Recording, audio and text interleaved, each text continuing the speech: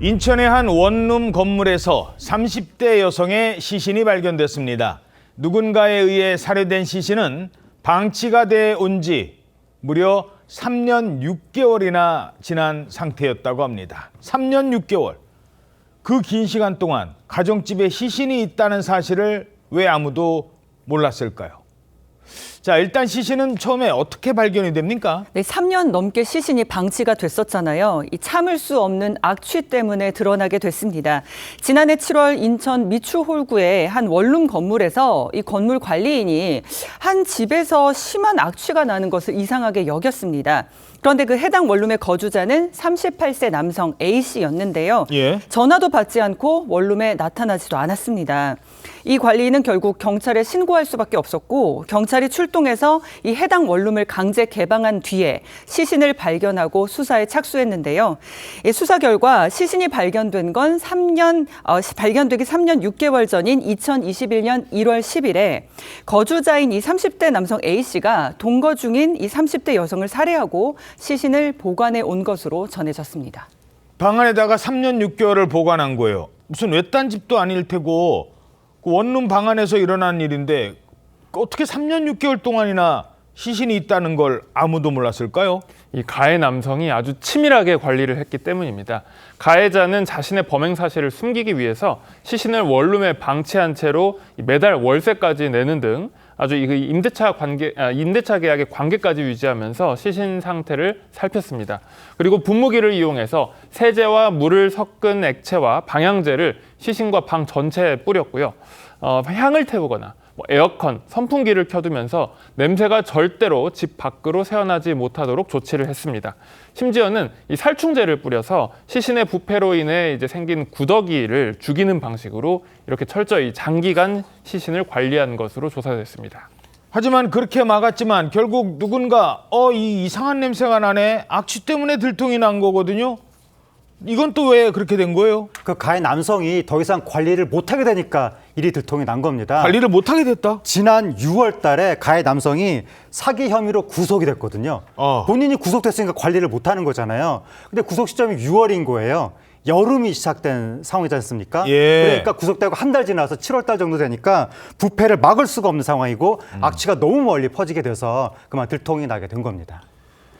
왜 원룸이라는 이 공간에서 피해자의 시신을 이런 식으로 보관을 해온 걸까요? 범죄수사 전문가에게 물어봤습니다. 매장이 되거나 아니면은 장례를 치르거나 하게 되면은 이제 자신을 떠나가야 되기 때문에 자신이 그 통제권 하에 계속적으로 두기 위해서 영원히 자기의 통제하에 묶어두겠다. 이러한 강한 집착으로 인한 그러한 왜곡된 심리의 표현으로 볼 수가 있을 것 같습니다.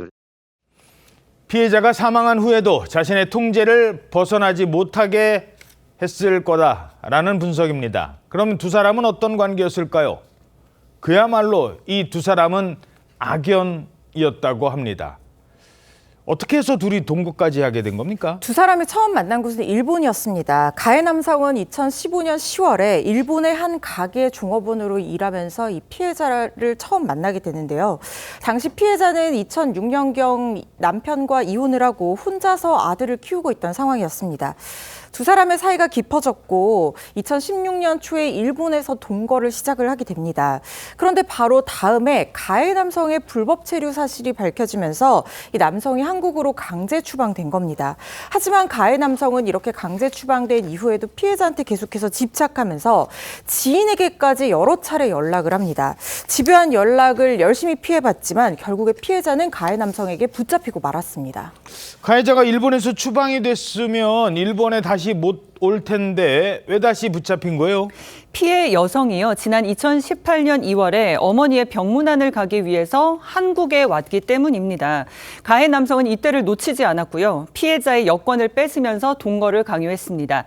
인천의 원룸에서 함께 살게 됐는데 이후 지옥 같은 고립의 시간이 시작이 됐습니다. 피해자는 주민등록이 말소가 됐고 계좌 개설은 물론 휴대전화 개통조차 할 수가 없었다고 합니다. 그리고 가해자의 철저한 통제 속 속에 생활해야만 했는데요.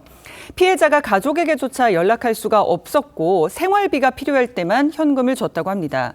이 피해 여성의 언니가 경찰에 실종 신고를 하면서 겨우 연락이 닿았었는데 이조차도 이 가해 남성의 방해로 끊어졌다고 합니다. 감금을 시켜놓은 겁니다. 일본에 있다가 잠깐 엄마 병문안 때문에 왔던 사이에. 자, 그러면 가해 남성은 왜 살인까지 저질렀을까요? 피해자가 키우던 아들이 있었잖아요. 같이 키우던 아들. 그 아들에 대해서 얘기 꺼냈다고. 그 순간이 결정적이었습니다. 자신을 배신하고 그 아들로 가겠다라고 하는 그러한 측면에서 상당한 그 어떤 질투심이라든가 시기심 이런 것을 느낄 수가 있었겠고요. 그러한 부분에서 아마 이 보복 심리가 작용해서 살해의 어떤 그런 충동이 나타나지 않았나 하는 심리를 엿볼 수 있겠습니다. 자, 아니 아들 만나고 싶다. 그래서 나는 꼭 가야 된다라고 했더니 그게 살인의 이유예요? 그런데 이제 사건 당시에 이 가해 남성이요. 3억 원의 사기 범행을 벌여서 재판에 넘겨졌다고 합니다. 그리고 2021년 1월 10일 가해 남성의 1심 선고를 하루 앞둔 날 두 사람이 술을 마시다가 다퉜다는 겁니다. 가해 남성이 이제 그 다음 날 구속이 될 경우에 피해자가 옥바라지를 해야 하는데 통장 하나 만들 수 없는 상황에서 생계 문제를 해결해야 했던 상황이 바로 이 갈등의 원인이었습니다.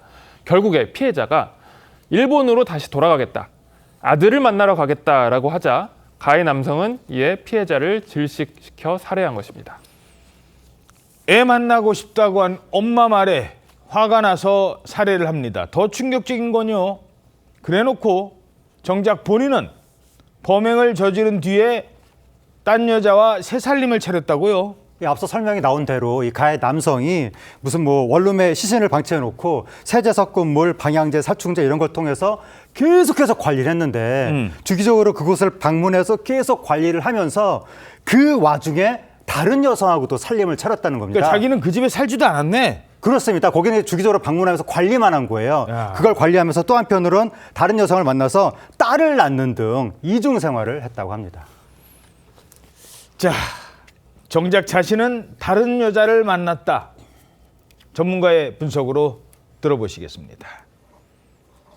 마치 자신의 그 머릿속에서는 동거하던 여성이 살고 있는 그러한 그 공간과 새로운 여성을 만나서 생활하고 있는 공간이 이 분리된 것 같은 그러한 그 모습을 보여주는 케이스라고 볼 수 있습니다. 이 감정이라고 하는 것을 분리할 수 있다는 것은 이 사이코패스에게서 나타나는 그 전형적인 모습으로도 볼 수 있겠고요.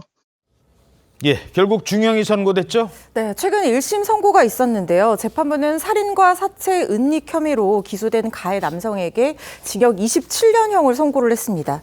또한 출소 후 15년 동안 전자장치, 위치 추적 전자장치를 부착하라 이렇게 명령을 내렸습니다. 법정에서 혐의 인정하셨나요? 심진아이한테 하신 말씀 없으십니까? 개랑 놀다가 다친 거라고 진술하셨어요? 신고는 왜 하셨습니까? 아이 이전에 병원에 안 데려가셨어요? 억울하신